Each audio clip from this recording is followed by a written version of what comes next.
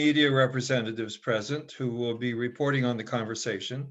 After we close formally at 7, the Zoom link will be open for another half hour, which we're calling the parking lot, so that we can talk about things that didn't quite get talked about during the meeting. There are 4 agreements that are part of Courageous Conversations. One is stay engaged. If your mind is wandering, get up and walk around or something. Stay engaged. Experience discomfort. The whole point of this is not to make us feel comfortable, is to make us think. Speak your truth. Say what is true for your life. Don't talk for somebody else, but feel free to talk for yourself. And expect and accept non-closure. The state of race relations did not happen in a year or a decade, and so it's going to be longer than that before it is overcome. So we just have to accept non-closure for now. We also want to acknowledge the people who have cared for this land for generations before the first settlers arrived. We are meeting, even if virtually, on the ancestral lands of Native nations in Wisconsin. There are 11 federally recognized Native American sovereign nations. We acknowledge these indigenous communities in Wisconsin who have stewarded this land through generations, and we pay respect to their elders, both past and present.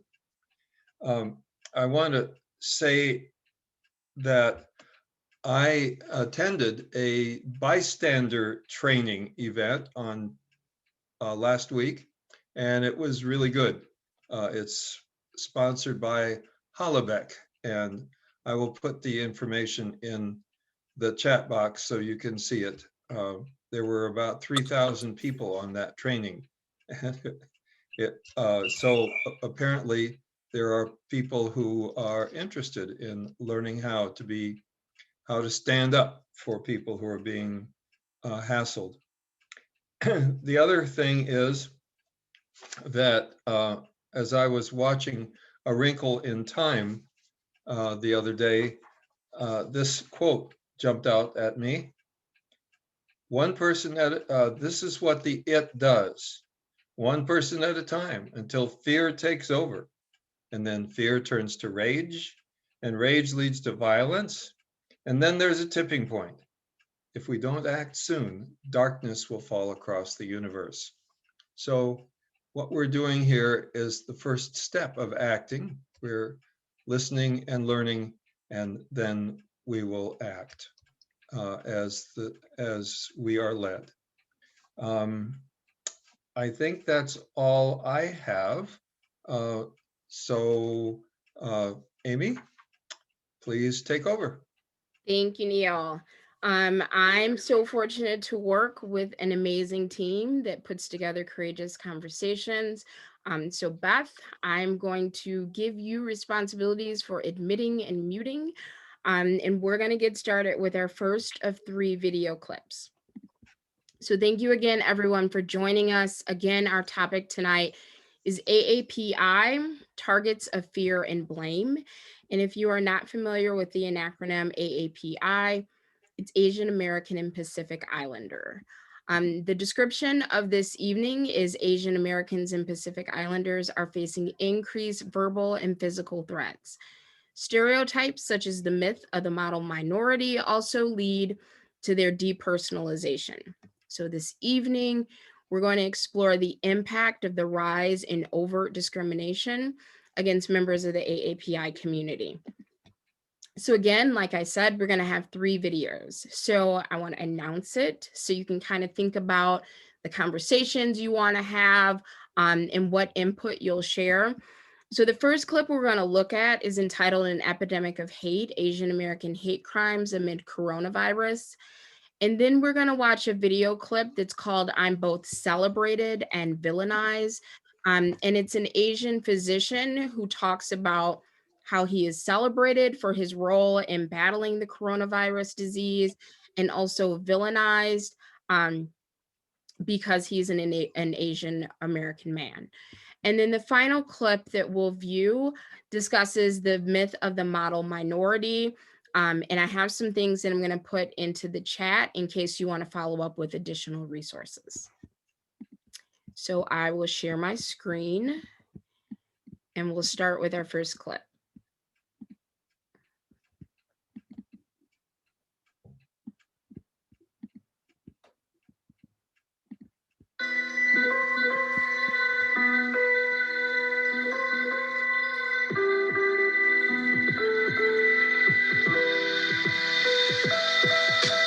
As we all adjust to life amid the coronavirus, an epidemic of Asian hate crimes are on the rise.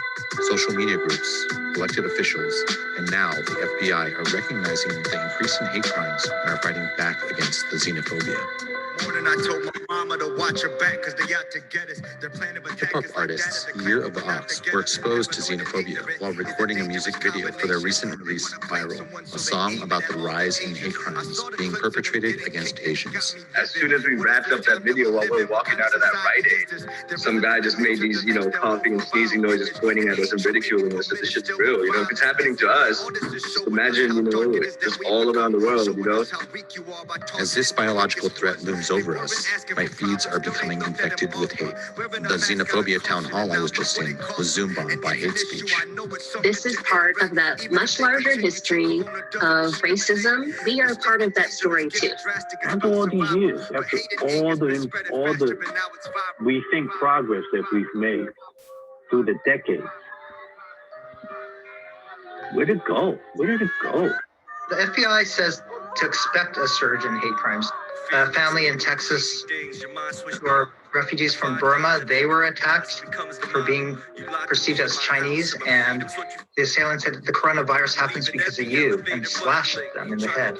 It's a sad time when that first line about telling our parents to be careful is a reality. When we came up with the idea to make the song, it wasn't as crazy as it is now. Even I would say it got worse since people were to try to get into their heads, like, why would someone get to this where they're going to perpetrate this violence or just go off the rails? I said a bar where I said paranoid and ignorant is a dangerous combination. I think that's what it mostly is the ignorance is they don't really know them. I mean, there's a lot of misinformation out there. Knowing this is happening all over the place, it adds this nerve-wracking this feeling every day for me, to be honest with you. People are coughing at Asians and spitting at Asians all over the place pretty regularly. 60% are other Asians of different ethnicities who are being attacked. Women are 3 times more likely to be harassed. People have been boycotting Asian businesses. And so you're afraid that how will we survive economically? And so these stressors, I think, could be making Asian Americans more anxious, more depressed, more isolated. And so that's a heavy consequence on the community. It's particularly helpful to place what we're experiencing today within that larger historical context so that Asian Americans, especially young Asian Americans, understand this has very little to do with them. They did nothing wrong. It has a long history that predated us. But there's also a really long history of Asian Americans responding to racism. What do you think of the social media campaigns and the trackers out there? Those are, I've already talked to Russell Jung, and I know it's good to institutionally track this data because then it could be forwarded and it could affect policy. Before organized community responses like what Russell is doing, the social media posts that have gone viral have been incredibly important because they have alerted all of us who may not see it, in our daily lives. Oh, this is going on. Oh, this is going on a lot. Oh, it's not only, in New York City or in LA. Oh, great. There was a family that was, attacked in Texas. It's national. It's also happening within our own, communities too. That's another issue. I had that conversation with my mom yesterday. She was blaming Chinese people. But why is the president saying this? Why is saying this? Why is my media that I'm reading say that it's from China. What the president's statement and many others in his administration calling it the Chinese virus, what that does is inflame. It adds a culture war element to the war against the pandemic. There's a resolution now saying that the government and officials need to stop their anti-Asian rhetoric. And so maybe he's been chastened. But I think it's a little too late. Tweeted out, oh, Asian Americans are an amazing people, and we're working with them, and they're working with us. And even complimented Asian Americans and say we're deserving of protection. He still used the us versus them dichotomy. It's still, again, that outsider framework. But Asians are outsiders to the US, and we're working with them. It's they, us, and they. You know, it's like them, the other. We've become the other. We're Americans, man. So all of us said, oh, they're really good. They really, even when you try to say something good, it's all kind of like this dividing, you know, the country. It's your fault. It's your fault. It's everybody around that's their fault, not me. Oh, no, it can't be me, right? I'm perfect. Asians of all ethnicities are rallying together to fight xenophobia by bringing the conversation to something that threatens us all, regardless of ethnicity. I think what's going to happen is we have more stay-in-place policies, and as people adhere to it more once it surges, I think that the incidences are going to go down, but the hatred is going to increase as deaths mount. So I don't know what people will do with that anger and fear in that case. And so I just want to warn people, it might get worse. And I hope that people won't take it out on Asian Americans, but instead use that energy to work together to fight the disease rather than the people. Asian Americans need to report their incidents. They may think, oh, this is just an isolated incident. They may brush it off. A lot of times, Asian Americans try to deny that other people perceive them badly, and so you don't want to acknowledge the problem. But what they need to do is report it at our Stop AAPI Hate Center, because what happens then is once we get it documented, we could see, no, it's not an isolated incident, but this is a pervasive community issue that needs to be addressed, not just by Asians, but by the entire community and the entire society. What's the end game? What are we supposed? What do we want out of it, right? If you say by you yelling at me, screaming at me, saying I'm at fault, and that gets rid of the virus, hey, I'm out of myself. Go ahead. But that ain't the case. You know what I'm saying?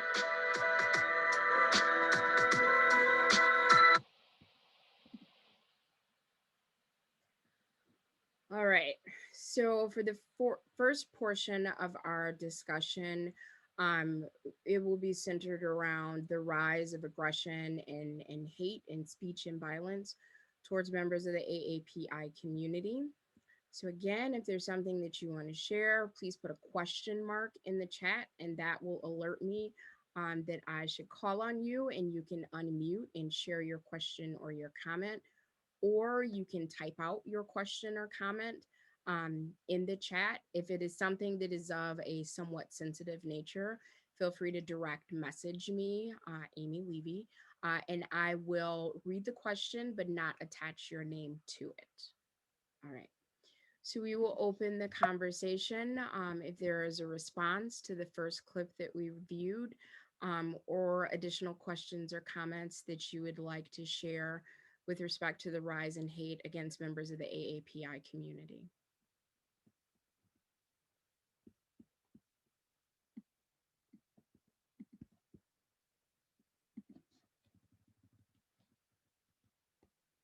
Thank you, Neil, for putting those resources in the chat.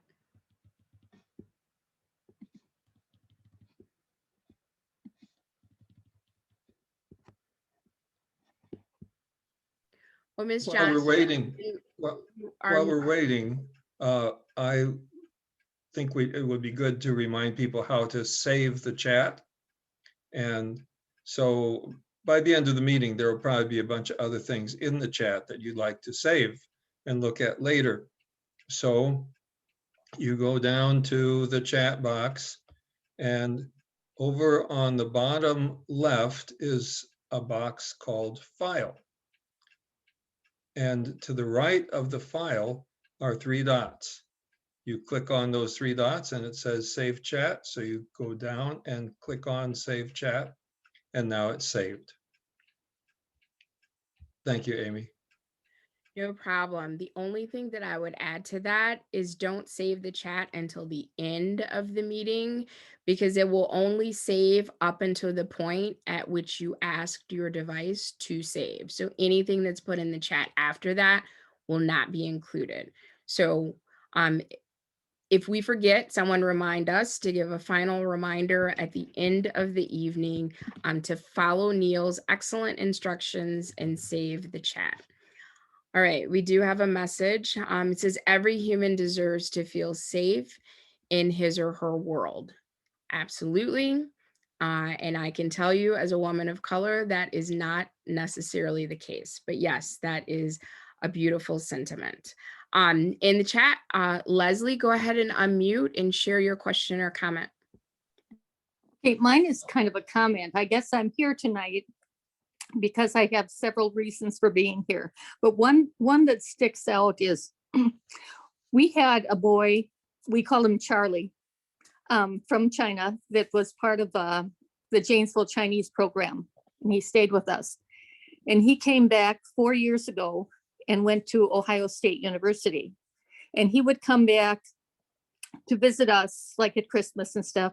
And I remember after his first year there, and he was kind of a shy guy, you know, and he didn't really hang around with other people, but he came back and told us that he said, it's really hard at OSU. If I'd known how racist they were, I probably wouldn't have come back. And he had planned, I mean, he's a very smart kid. He did graduate, you know, from OSU, and now he's getting his master's. But he had planned to go to Canada to get his master's because he said people in the United States were so racist. He said, even when you're sitting there eating lunch, people say things. They think I'm not hearing it, but I hear it, you know. And he said, it just makes me feel so uncomfortable. And he said, I blame your president. And this was even before COVID, you know, but he said just the fact that he was getting these feelings, these vibes from the people or the kids at OSU. And so he said he just had decided he wasn't going to get his master's in the United States. He would go to Canada. And when you get your master's, if you graduate with a 4-point, they offer you citizenship. So anyway, such a smart guy, and I'm sure someday he'll have his own business and stuff. And I thought, what a loss, you know, for the United States if this kid, because of the way people were treating him, even before the COVID, you know, he's going to take his business elsewhere. And I don't know, it just makes me sad. Now he's much happier. He's in Ithaca, New York is that Cornell? Someplace like that. And so anyway, he's getting his master's here, but he still plans to go up to Canada, you know, when he's finished. So Leslie, thank you so much for sharing that. So as a Buckeye, that breaks my heart. I didn't know that. Yeah, no. We speak truth at Courageous Conversations, and that was his experience, and I do not disbelieve it. Unfortunately, there are pockets of racism in every corner of our country and globally. So unfortunately, it is not isolated at The Ohio State University. It's everywhere. And I think conversations like this and people intervening and people stepping up and saying, no, you're not doing that here, that is not okay, is a really great way to begin to see change. So again, Leslie, thank you so much for sharing. Another message that was left in the chat says, I can agree with Leslie. I have felt discomfort as an Asian American woman. Going to college, going to dinner with my family was very difficult, or going out with my dad to places I would get looks even before COVID. So absolutely. And Yes. Kimberly, if you would like to unmute and add to that, completely up to you, but feel welcome to do that. Yeah. I mean, I am fortunate that I was adopted from Korea as a very small little baby. Came over when I was 6 months old, but I would always get looks, whether it be with my dad out to eat. People would think I was like a child bride, or going out with my family. They would look at me and my family in a different light. And some of the comments that my parents would get, saying that they were saints for saving me, and things like that. So I can definitely relate to how Charlie was treated. It amazes me that there are some people, even college kids, you wouldn't think college kids would be like that, because it's a different type of generation kind of growing up with what's going on in the world. But kids would say it to me in elementary school, like that, why is this old white guy with you, or whatever. And so it does not just start at the adults. It goes all the way down to even kids. Absolutely. Kimberly, thank you so much for sharing that. And it brings up a lot of complicated topics, like the saviorism complex. And for someone to say to your parents that they are saints for saving you, I wonder if they understood that they saw that possibly as a compliment, but what that said about your home country, or what exactly did they believe you were being saved from, and how verbalizing that impacts you and everyone else that heard it. So yes, very complicated. Thank you so much for sharing that. Other comments? Is there anything from the video that surprised you, that you were not expecting? Are there things from the video that confirmed what you were already thinking? Or did you have something to add completely different from what we've been discussing so far?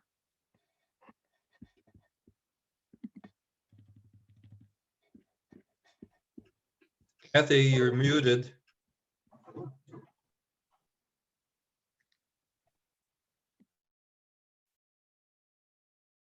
If you go to the bottom of the screen, the bottom left-hand corner, it should say mute and then stop video. If you click on that, you should be able to unmute yourself and then share.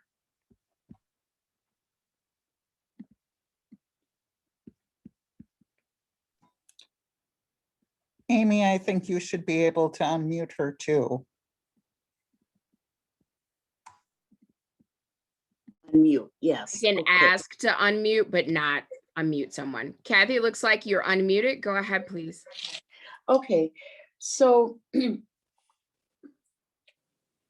this is just a general comment.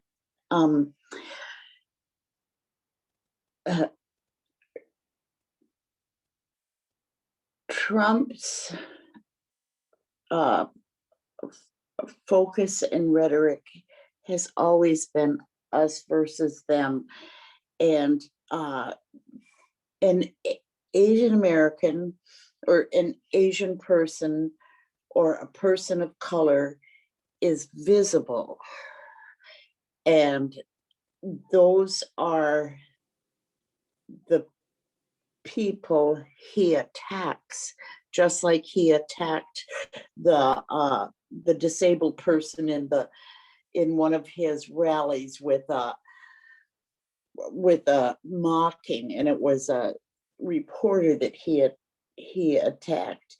And people who have listened to him and liked him have embraced that so much. Anybody who isn't just white is worthy of attack, and so that has been so nurtured and amplified during the time that he's been in office, that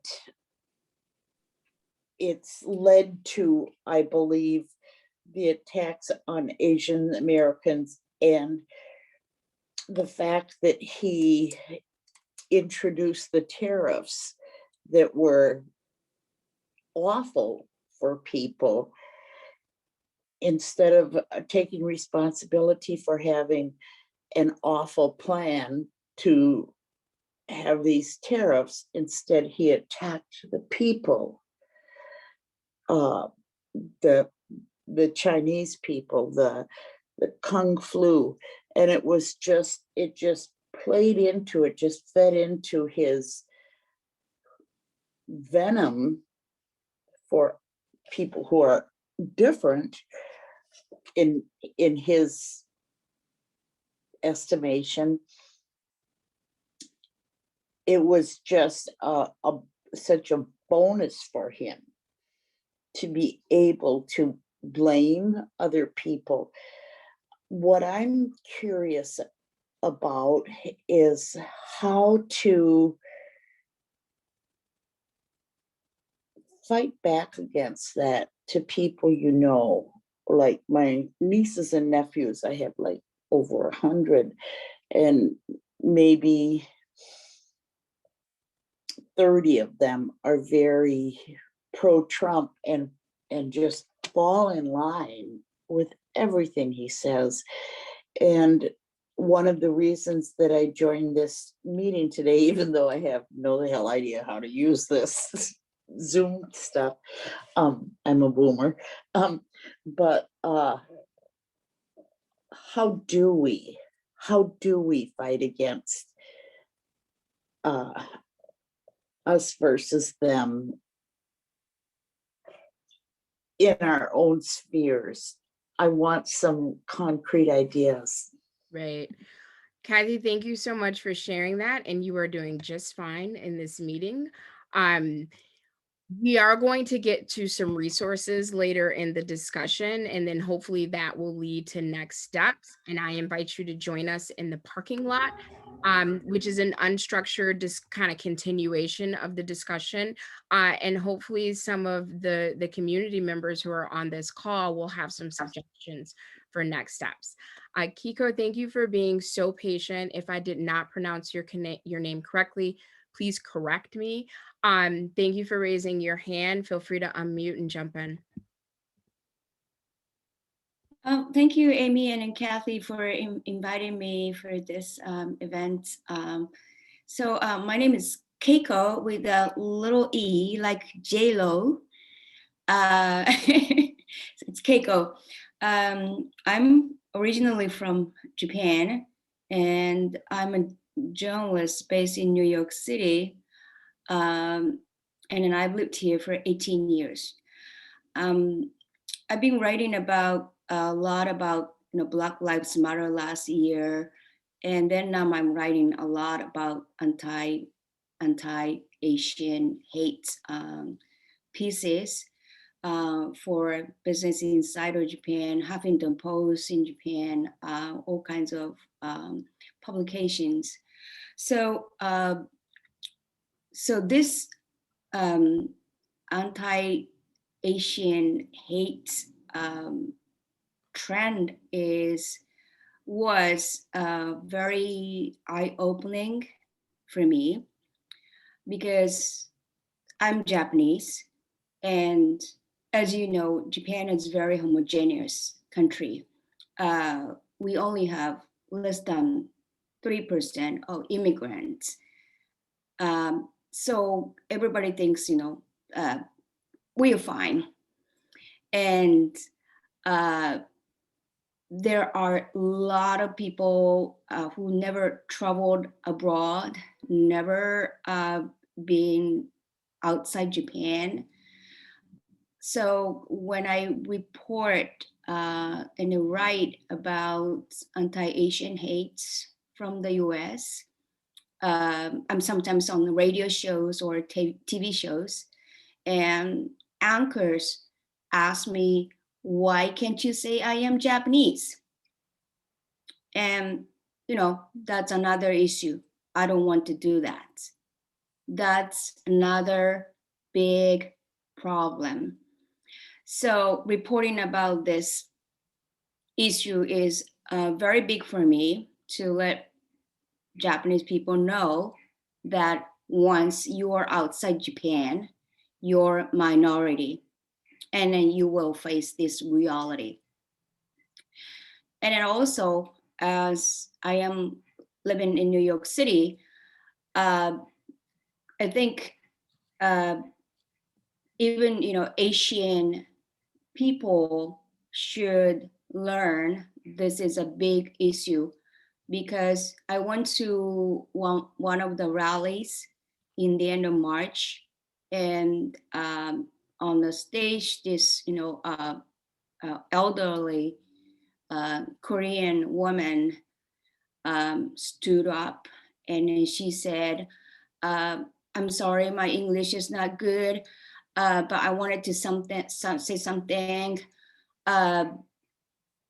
We are told not to hurt people, to be polite to people, and we are teaching the same thing to our children, but now is the time to stand up and then speak out." So that's why she wanted to come to the rally and to be on the stage by herself.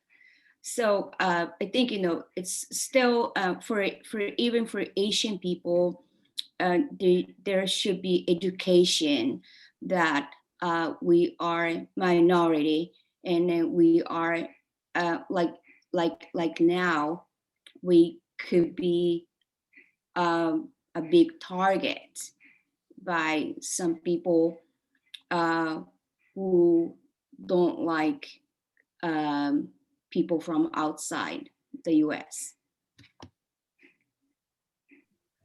Keiko, thank you so much for sharing and for bringing your wealth of experiences to this discussion. We really appreciate it. Feel free to jump in throughout the rest of the conversation. Diane, thank you for putting in the chat, diversity is what adds richness to our world.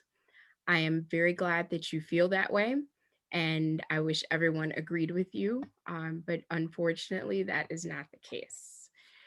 All right, Claudia just put, thank you, Keiko. Such a big part of overcoming the fear and ignorance is getting out of your comfort zone and going to places you've never been before. Surround yourself with people who are different and go somewhere where you aren't the majority, just to see what it feels like. I think that is great advice.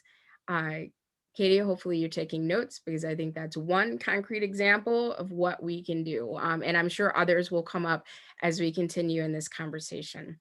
So the next video clip we have is of an Asian American physician.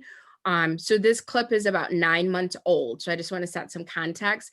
And this was kind of in the ramp up to fighting the coronavirus. And he talks about the intersectionality and the complexity of being both celebrated as a hero who's on the front lines of the COVID-19 response, and also being vilified as an Asian American man. And then he also spoke to the fear that he has for his parents. So there's the complexity of his parents are concerned about him because he's in harm's way. And because of the increase in hate and vitriol towards the AAPI community, he is also concerned for himself, rightfully so, but concerned for his parents. So I will share my screen and we'll watch our second clip.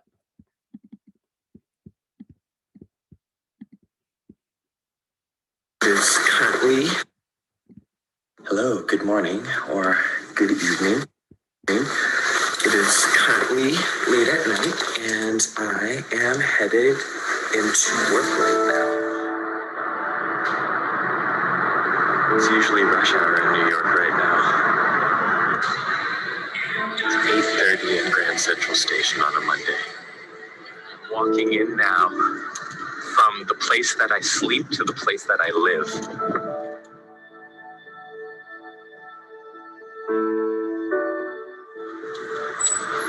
Here we go.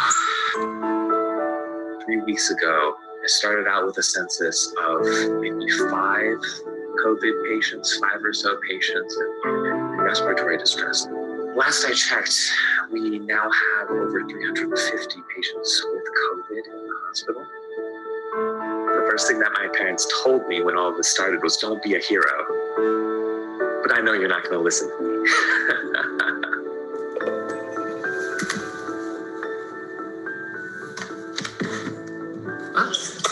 Hi, baby. You're rested? No, not yet. Are you guys eating food right now? Yeah.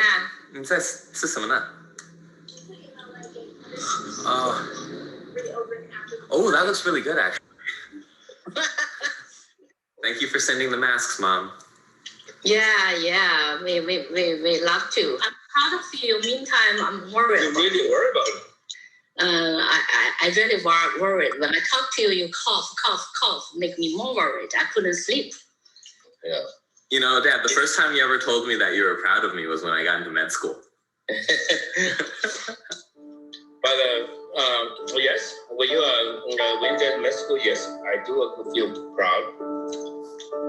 But what are you doing right now? It's not more like a proud, but I feel you are heroic. That's what it is. You know, a lot of people like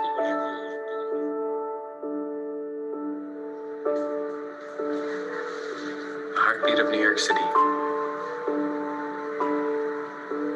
It's just been a wild ride. I just came from one emergency and I'm about to head to another. It's not stopping. It's 2 a.m. right now and I haven't eaten anything yet. So hopefully sometime I'll be able to find the time to grab some food. But honestly, hopefully these patients just do better. Something that's been kind of interesting is this experience of being an Asian American doctor. In the midst of all of this, it's really, really strange to me being both celebrated and villainized at the same time.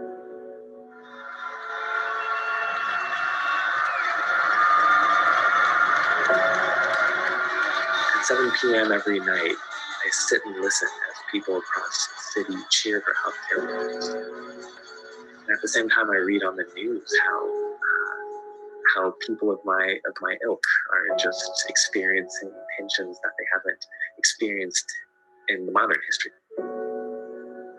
My mom says that she can't sleep unless she hears from me every night nowadays, which I totally understand. But the truth of the matter is I'm really worried about them. My mom's car got broken into, her windshield got smashed. Nothing was taken. But my mother has been talking around with a lot of her Asian American friends, and the same thing has been happening to a lot of them. The other day, I also kind of got stopped in the subway. One of the bystanders there was started screaming racial slurs at me.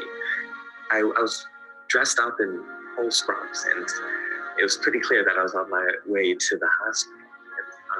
Luckily, somebody stepped in and just sort of pushed him away and said, "No, you can't do this." I've never seen so many ambulances coming through. The one thing that really keeps me going is just kindness. People that reach out, people that buy me a meal, the people that let me know that they're there. It's the only thing that really keeps me going, honestly.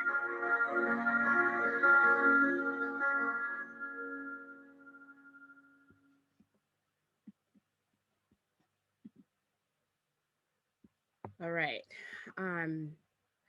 So I think that video clip did a really nice job of just expressing the simple human touches that hopefully all of us are fortunate enough to go through.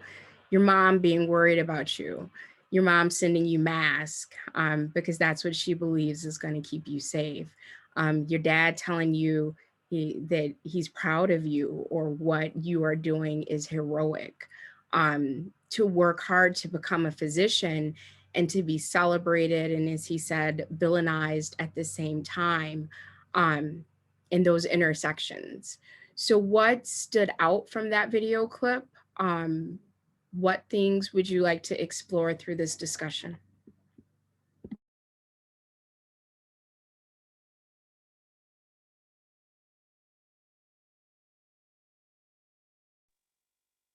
what hit me was the fact that he said we are celebrated. Anto, I'm going to interrupt you. You're a little muffled. Is there a way you can move closer to your microphone? We want to make sure that we can hear you.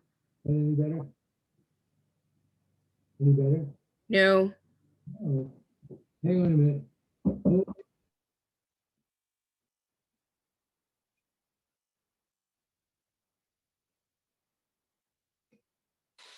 How's that?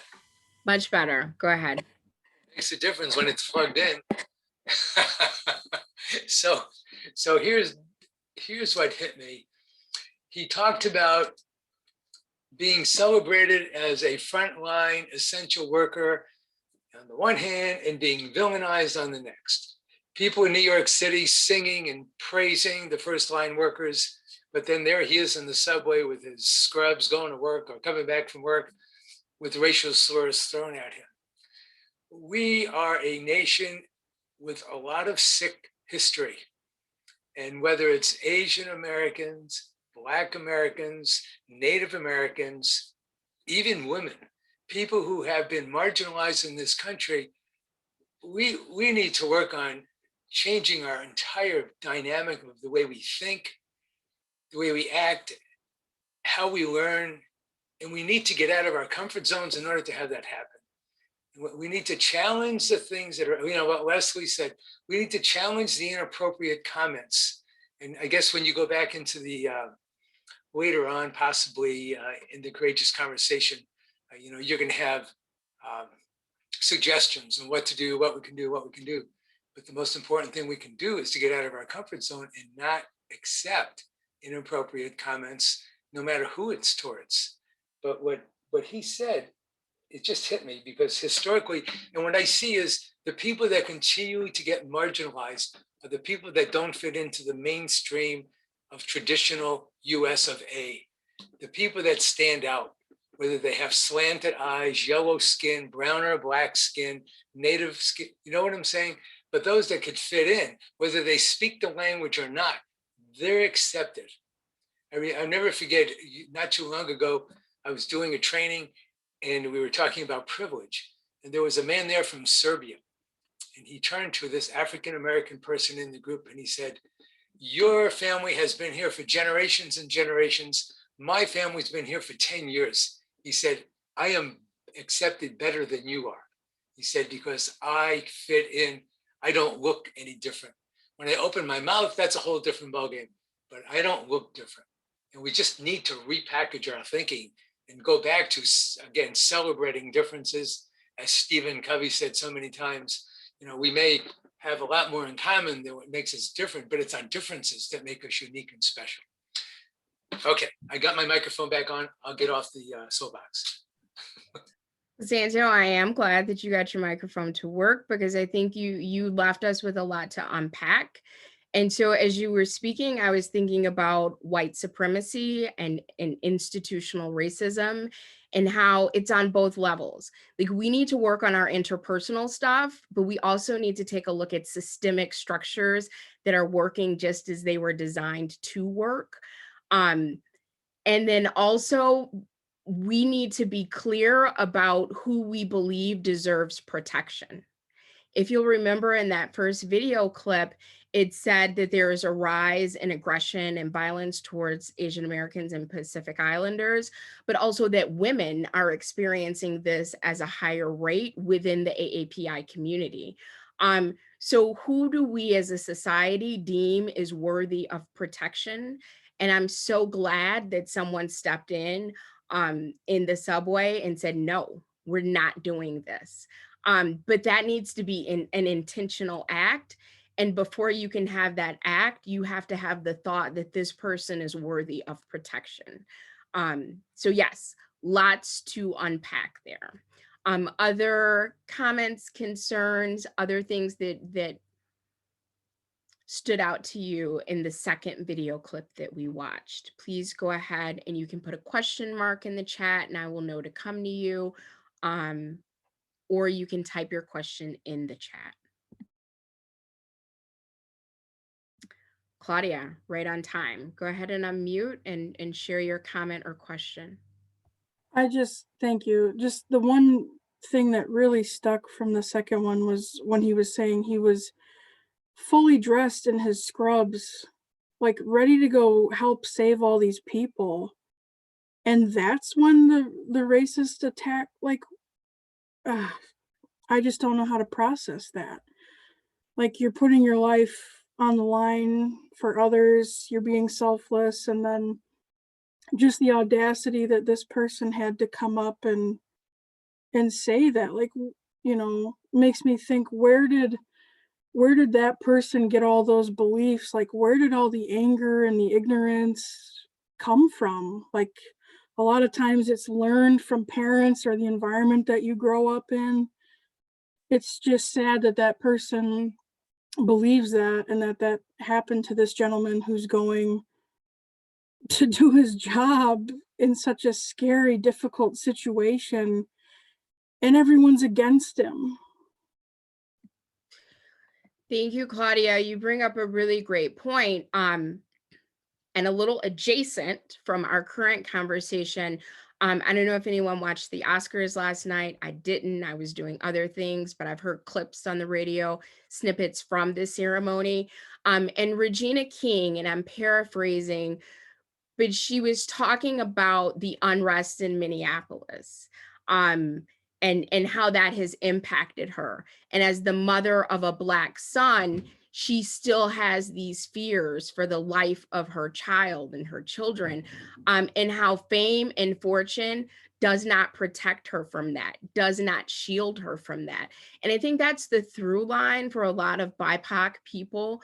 If you're not familiar, BIPOC, Black, Indigenous, or people of a person of color, the fact that he's a physician, the fact that he was in the subway in his scrubs, that did not shield him from a racist attack. Your education, your financial stability, your degrees, your fame, your etc. To some people, that still does not operate or provide you the protection or being shielded from racism and the impacts of that.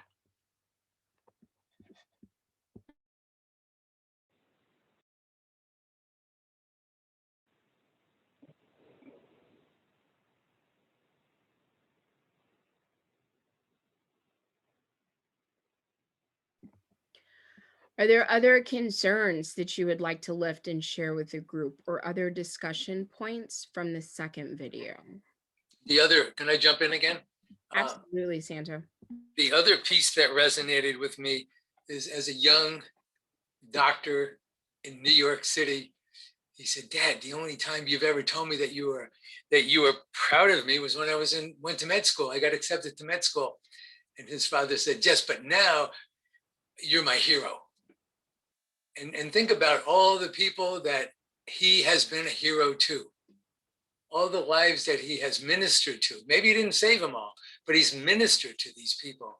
And when you're sick and you're dying, you don't care what color or flavor that doctor is, or gender, or anything else. But yet, when you think you're on top of your game and you play the supremacy game, it's just ugly, ugly, ugly. Very good point, Santo. Yes, and yes. Is there anyone who would like to join in before we move on to our third clip? Actually, I'm going to go ahead and share. Kayla, go ahead. And then when you finish, I'll share a resource. Sure. Hi, can you hear me? Yep, we can hear you. Okay. Hi. So I'm actually Southeast Asian, and I am a healthcare worker. And I live with my cousin, who has also been a nurse for 17 years at one of our other hospitals as well in Rockford, Illinois. And I just had a bit of an antidote because a lot of that clip, it kind of resonated really deeply with me, because I have that kind of connection of being in the healthcare field as well as being Asian American. And it really just brought me back to a time where my cousin came home and she was a bit shaken because it was during the whole height of COVID.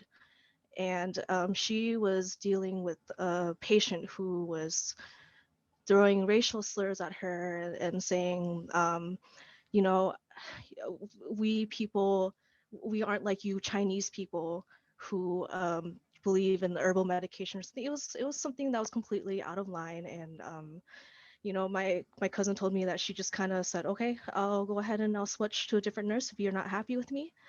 And it's just really frustrating that, you know, me knowing how my cousin is, she is an awesome nurse. She really cares about her patients. she she actually works two jobs. She's at a nursing home as well as at the hospital. Worked on COVID floors, taking care of people. She's held people's hands who've died alone. And it's just really extremely frustrating that a lot of people don't look past that and only want to focus on the color of her skin or how she looks, and the fact that she has a bit of an accent when she talks. But she came here when she was very young. She put herself through nursing school, and then she really truly cares about the people that are in the hospital room and that she's assigned to. So just hearing that from that doctor, I get it. I completely understand what he feels, because I've also experienced that too on my side of my job. But it's just the fact that, you know, the reason why we keep doing it is because we really care about our patients. We care about what people are going through, no matter what you say to us. So unfortunately, not a lot of people are able to deal with that. But then I think just the fact that, you know, we're able to have these types of conversations, and that you're hosting discussions like this is really helpful. So I really appreciate that you guys are having this discussion, and then being able to give Asian American people voices and to be able to speak their piece. Absolutely. Number one, thank you so much for sharing your perspective. And number two, thank you for thanking us. I'm going to go out on a limb and speak for Beth and Neil and say that it is our pleasure to elevate other voices of color and to provide a platform where we can have these discussions. So thank you so much for joining us and for contributing to the conversation. Sheriff Knutson, your hand is raised. Before you unmute, if your hand is raised, that's the kind of risky way to participate, because I have on my screen 4 pages of pictures. So if you're on page 3 with a hand raised, I am not ignoring you. I just can't see it. So the safest way to make sure that I see that you have a question is to put a question mark in the chat, and then I'll know to come to you. All right, Sheriff Knudsen, please unmute and share. Hey, I appreciate how to best use this. I guess I'm still struggling through the Zoom with a bunch of different people on it. And I'm working off of my cell phone, so I'm really only seeing 2 people, which is certainly not optimal. But on that last comment, I just wanted to pass on, you know, to somebody who would feel bad in a situation like that, you know, it's hard when you get some of those negative comments, not to focus on those and let them have a lot of weight. But certainly there are a ton of people that she's having contact with who owe her an incredible amount, and she's had a huge impact on their perspectives. And certainly there are a ton of people who have a great deal of appreciation, myself included, for the work that she's doing. And I would hope that she doesn't overweight one negative comment, knowing that there are so many of us that are so thankful for what she's doing, working in that healthcare environment in this particularly difficult time. Thank you, Sheriff Knudsen. I completely get the sentiment. If you get 1,000 compliments and one piece of criticism, that might be the thing that sticks. So thank you for making sure that those compliments and refocusing that energy, that was a wonderful reminder. And I think all of us share in the sentiment that Sheriff Knudsen just expressed. Mark, thank you for putting your comment in the chat. So even caring actions do not provide protection. Not always, no, unfortunately. Susan, you go right ahead, unmute and share your comment or question, please. Hi, thank you. So I just, especially what Sheriff Knudsen just said, kind of reminded me of what the physician said at the end of his statement, which was how important kindness is. And it was sort of a reminder to me to remember to reach out to people, especially people of color, and just say, how are you doing right now? How are things? And to demonstrate your care at a time when things are pretty rough. So not just focusing on interrupting negative thought comments that are made to people, but also sort of intentionally expressing kindness was a reminder that I got from the end of that video. Absolutely. Compliments are appreciated. Verbalizing appreciation, writing a note, that might be the thing that brightens someone's day and gets them through some of these difficult times. Santo, thank you so much for dropping that resource in the chat. So hopefully everyone can see that. Yvonne, go ahead and unmute. Thanks for the muting reminder. I've been thinking a lot about what Neil was talking about with the bystander training. And my attention was really drawn to the doctor who said, well, he just sounded so relieved that someone stepped up and just said what he did. And I guess I'm thinking about how important it is that we think about what we might say. And I think this bystander training, Neil, sounds like it would be a real opportunity to get some of that information. I mean, you got to have it in your head, or you're sitting there thinking, should I, shouldn't I, you know, and you may miss your opportunity to help. That's it. That's why you do role playing, so that you learn that. That's the kind of training. And there's 5 Ds, and I'm not going to remember all of them right now, but one of them is direct.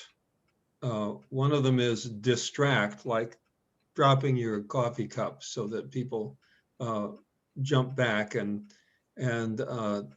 think about something else. And the last one is delay. And what they mean by delay is be supportive to the person who's been harassed.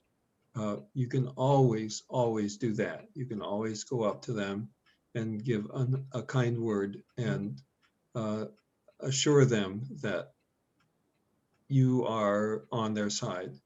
Mm-hmm.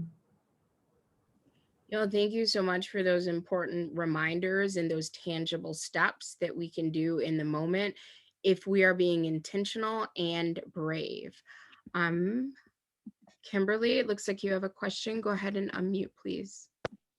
Yeah, I wanted to add on, not only that training is it important, but conversations like this, you know, at least in my experience, I've gotten it from older people, not necessarily from my age. I'm 27, but the 30 on up. And so having people here who want to learn, who are open to learning, who are open to hearing what they can do to help their community, that's the most important. I know, at least from my standpoint, not being from Janesville, but living in Janesville, there's not a lot of people that look like me. So seeing some allies here is so important, and being able to let other people know, like Kathy said, to her family, you know, and her grandkids or nieces and nephews, educating them. And that's where it starts. And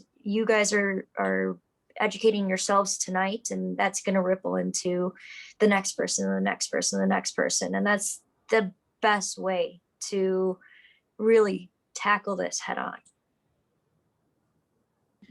Absolutely. Just wanted to point out to everyone, thank you, Beth. Beth is putting the resources that are in the chat. If you are on Facebook, you'll be able to access this, but in the event discussion, so that will be available on Facebook afterwards. And she was kind enough to put that link there. And thank you again, Santo, for putting some speak up suggestions in the chat as well. So before we go on to our third and final video clip, there is one resource that I wanted to share with you, and it's Stop AAPI Hate. So in the spirit of full disclosure, there has been some pushback, like the hate isn't coming from the AAPI community. So why is it called Stop AAPI Hate? But nevertheless, so I am going to share my screen and navigate just a little bit for you the link that I just shared, and then we will go into our final video clip. So this is the website, and one thing that I think is really helpful is if you or someone you know has been a victim of an hateful or violent incident because you are a member of the AAPI community, you can click on Act Now, and you can report an incident here. And this is critically important. If you scroll down, you can actually go ahead and read their report, which they are constantly updating. So this gives you a lot of great information. Let's see if I can. So you can see if your state has public accommodation laws that protect people from discrimination in businesses. So that's something you can click on. You can learn about the Movement Hub to share the Liberation Network. You can donate if you feel led to, and then read our report. I'll just click on this briefly. And then there are smaller reports, like there's a Georgia report, a Los Angeles report, etc. They break it down into youth incidences. But the 2020-2021 national report is a good resource. So you can click on that and read some of the information that's listed there. Just a few things that I'll highlight is they break down the type of discrimination. So 68.1% verbal harassment, shunning 20.5%. And there's some overlap if an incident includes more than one category. Physical assaults, 11.1%. And you may be thinking, well, percentage of what? If you look at the very top, and this was updated as of March 16th of this year, that the report covers 3,795 incidences that have been documented. And then they also include civil rights violations, and then online harassment makes up 6.8%. So if you are interested in reading that report, they do have it. So you can just click on this for the PDF file if that is something that you're interested in reading. So I will pull up our final clip, which discusses the myth of the model minority, and then we'll continue our discussion after the clip finishes. It's basically that there's this group of people who have come here and sort of really quickly and automatically achieve the American dream. That Asians are wealthy or highly educated as a whole.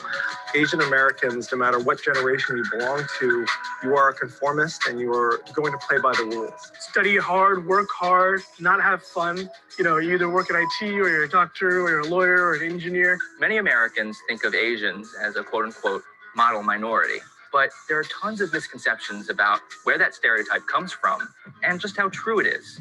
Asians have a long history in the United States. They were miners during the California Gold Rush. They helped build the Transcontinental Railroad in the 1860s. Back then, there was a lot of resentment toward Asian Americans, who were often portrayed as job stealers and dangerous criminals. This intense racism spurred laws that made the Chinese the first nationality to be banned from emigrating to the United States. During World War II, anti-Asian racism was one reason people clamored to send Japanese Americans to internment camps. But after the war, something remarkable happened. Asian Americans began to be seen as a model minority, an uncomplaining, hardworking group that exemplified the American dream. How did the image of Asian Americans change so drastically? According to historian Ellen Wu, who has studied the history of racism toward Asian Americans, some of the model minority stereotypes began with Asian American leaders who wanted to promote positive images of their communities. For instance, during the 1950s, America was in the middle of a panic about youth delinquency. Think James Dean and Switchblade gangs. Sensing those anxieties, some Chinese American leaders spread stories about their obedient children and traditional Confucian family values. But these efforts were quickly co-opted by some in the political mainstream. At a time when the United States was fighting to establish itself as the leader of the free world, the State Department broadcast stories of happy and Americanized Chinese American families to win foreign allies. We send the message in over 40 languages, using natives of the country to which they broadcast. Most of these are now American citizens. We show us Buddha's good soldiers, good Americans. That's the idea. I hope it works. Japanese Americans were another example of how geopolitics and racial politics collided during this time. After the War Relocation Authority encouraged Japanese Americans to put the memory of the internment camps behind them. The agency resettled many of them across the country in hopes that they would assimilate more deeply. The government commissioned photos and videos of wholesome, patriotic Japanese American workers and families. Many saw these images of Japanese American upward progress as a symbol of Cold War American values. According to Ellen Wu, not all Japanese Americans agreed with how they were portrayed, but some welcomed this as a chance for their communities to achieve upward mobility. A short time ago, they were in a relocation center. Now they're in the Middle West, renewing their touch with the world they left a year earlier. Parts of the mainstream media latched onto these images, amplifying stories about Asian Americans being accepted into American culture. And I'm planning to marry a Japanese girl myself. I am happy to be both Chinese and American. But not all Asian Americans were as successful as they were often portrayed. And the actors portraying them in the movies sometimes weren't even Asian. I like that. Chop suey, chop suey. By the 1960s, the model minority myth took a darker turn. As Ellen Wu has documented, Asian American stereotypes began to be used against African American demands for social and economic justice. Stories of Asian success influenced the controversial Moynihan Report, which blamed Black poverty on ghetto culture. In some newspapers, opinion columnists unfairly asked if Asians could do it, why couldn't African Americans? The Asian model minority stereotype still survives today. Only now, it's become something of a straitjacket for the community. When I talk to non-Asian Americans, they say, well, the model minority stereotype, that's not a bad thing, right? It's really a compliment. You guys are such high achievers. Where I see it as a problem and as a negative is when this stereotype is really detrimental and really prohibitive from getting Asian Americans getting help, whether it's mental health care or getting involved in the political, activist arena that they really want to. If I'm in an airport, I'm already in the Muslim basket. If I'm walking down the street, then there's this other game of when I'm approaching someone, what are they thinking of me first? Are they gonna treat me like they would treat anybody else? Oh no, I just want to be treated like a normal human being. The more we have Asian personalities being represented in media and in public office and in areas of power and influence, the more this stereotype can get broken down and the reality of who we are as individuals can be presented.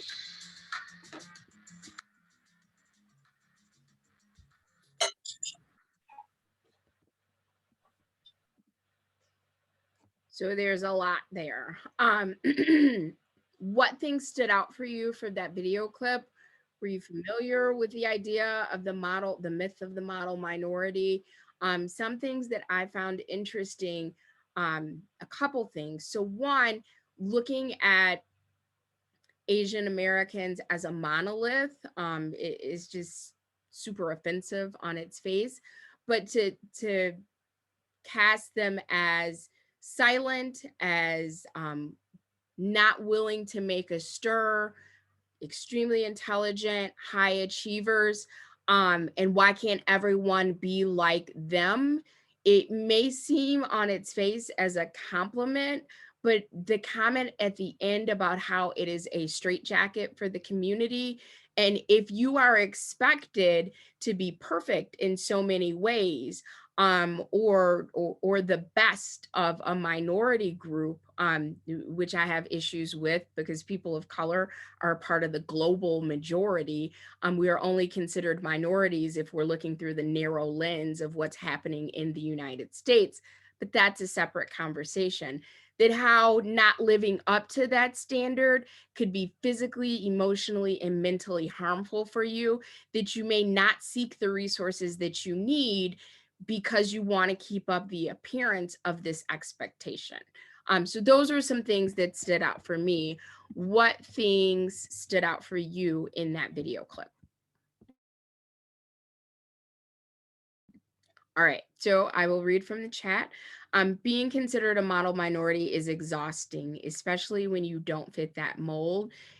You feel and look like a failure. Absolutely. Absolutely. Yep. Other comments or questions from the clip?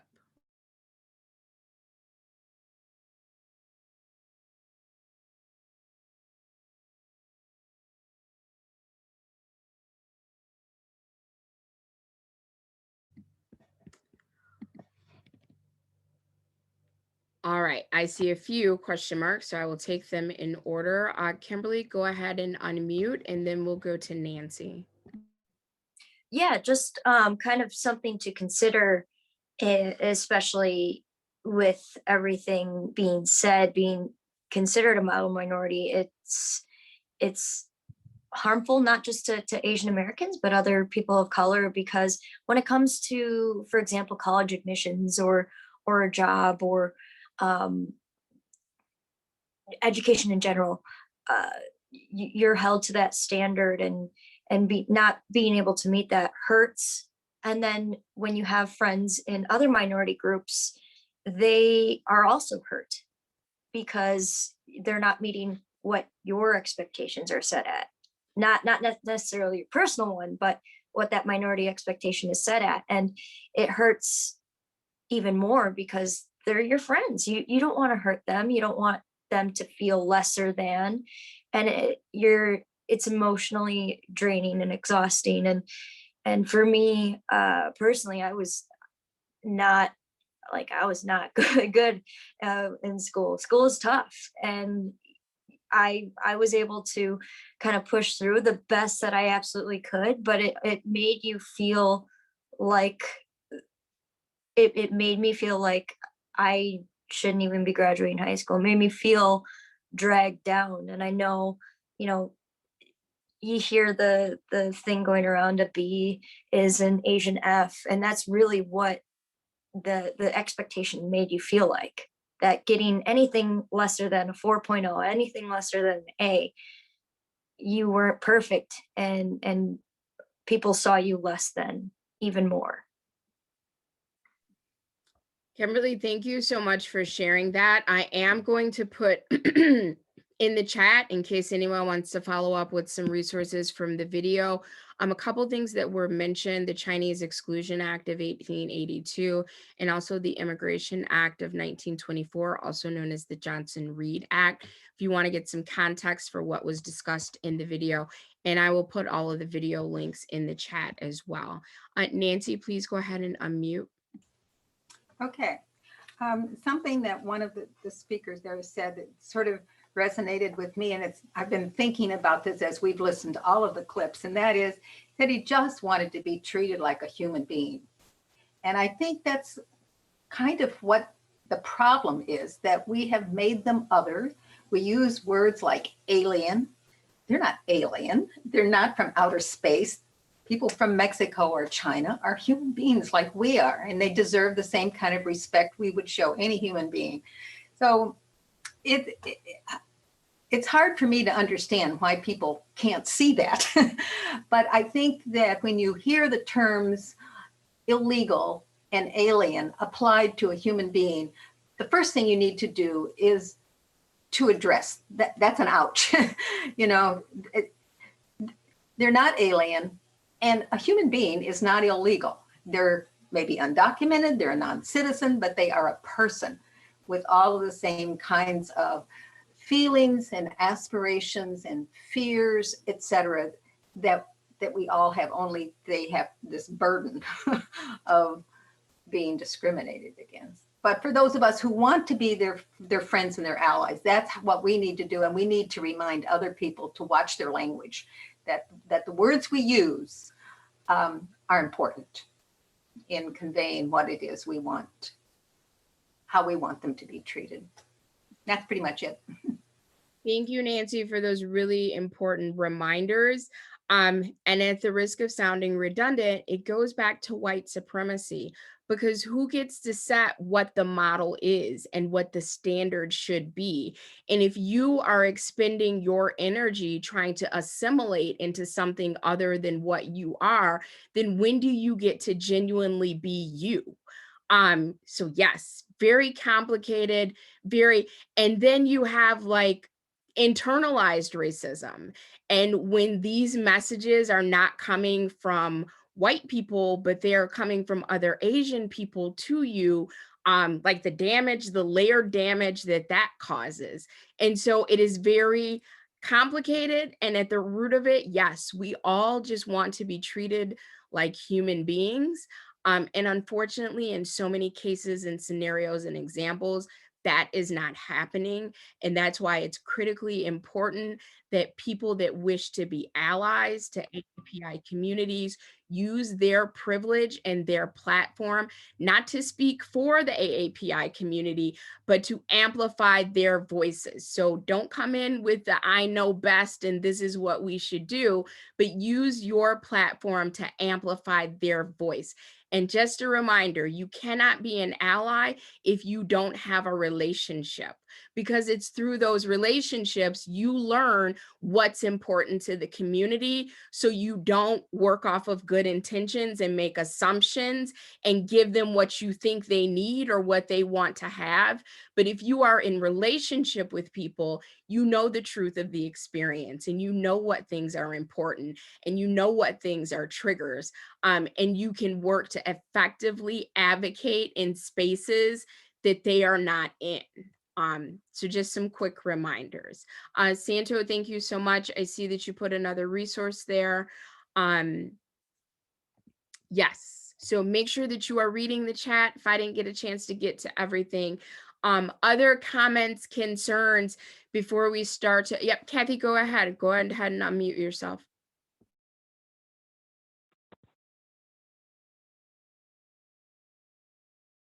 Mute. Okay, can you hear me? Okay.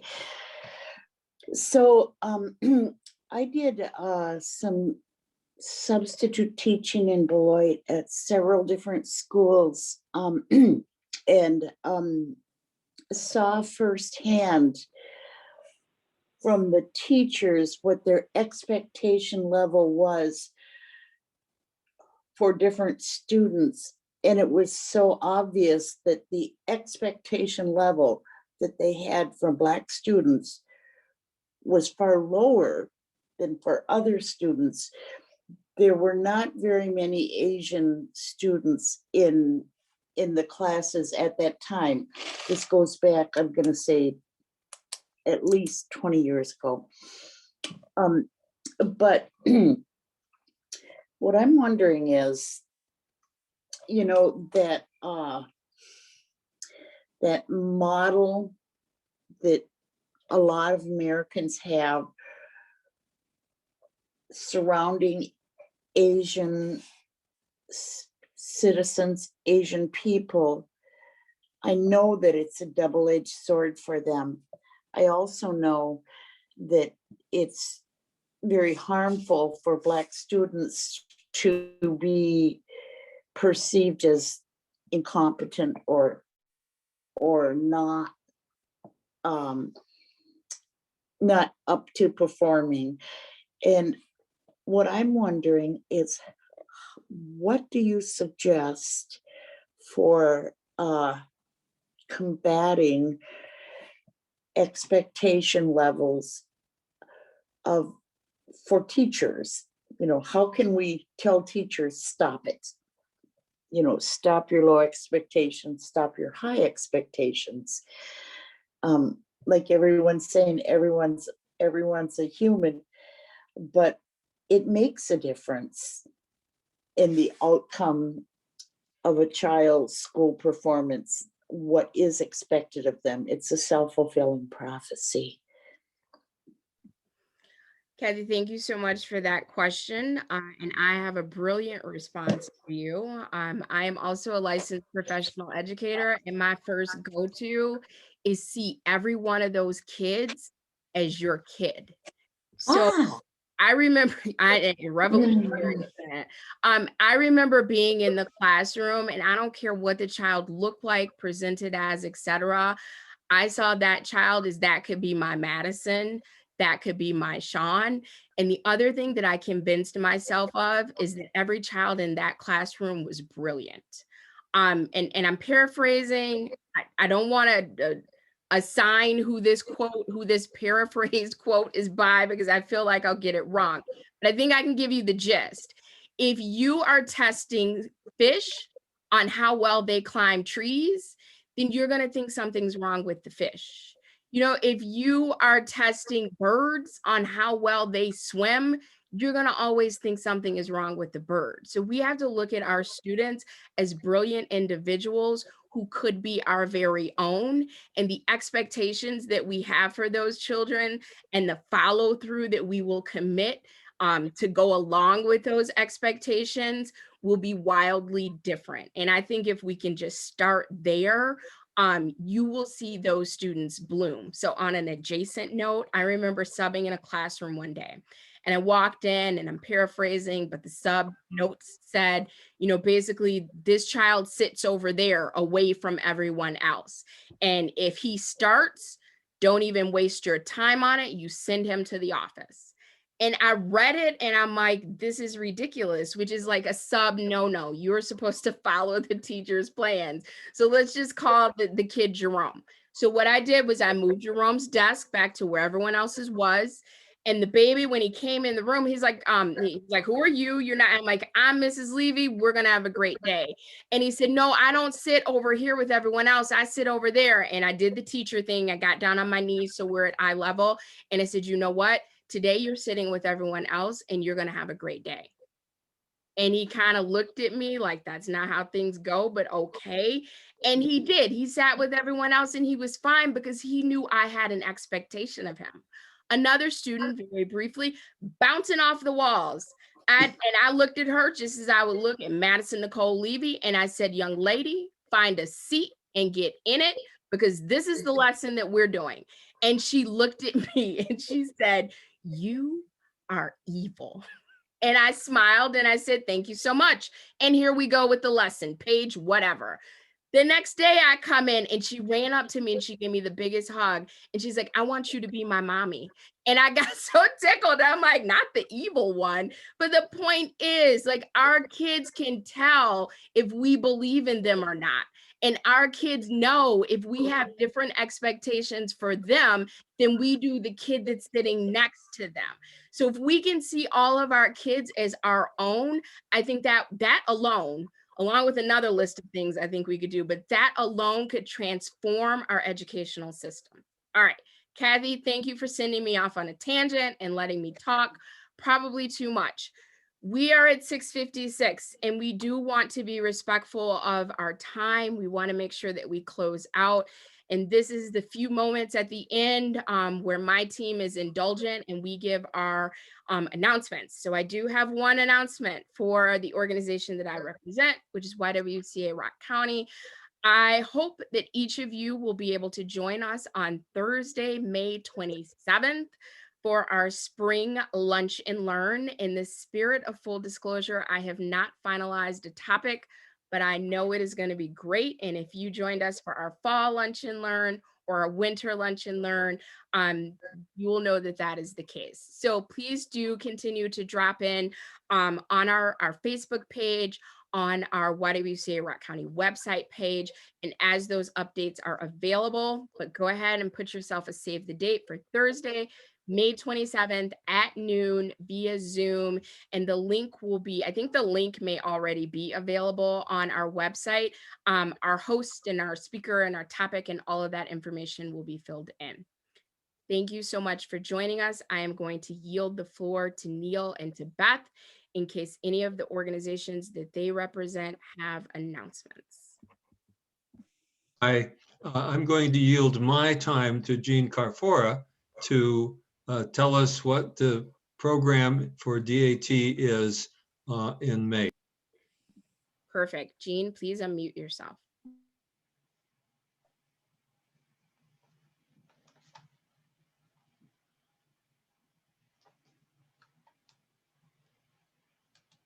Jean, you're still muted.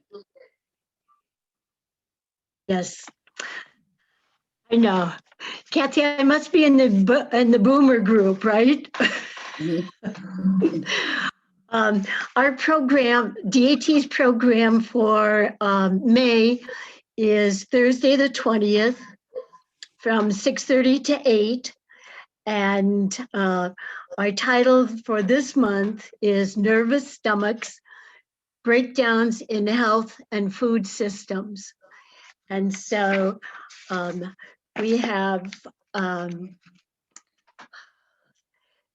some very experienced people who will be joining us, sharing the information, and really making us think once again, what kind of environment we are providing for all people.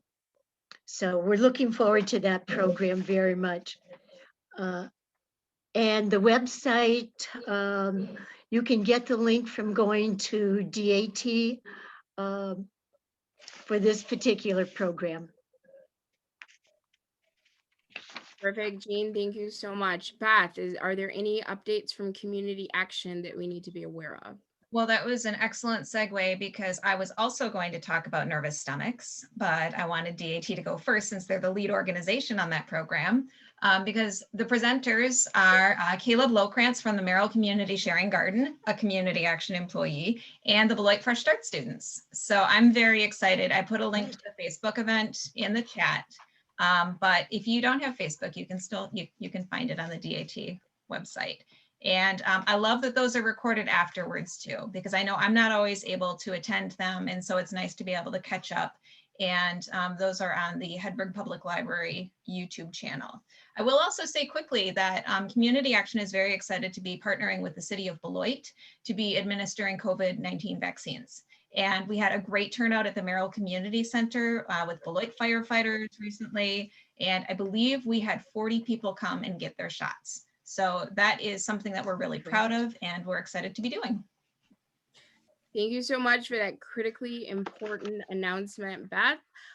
So it is 7 o'clock. That ends our official moderated discussion, but please feel free to hang out for the parking lot.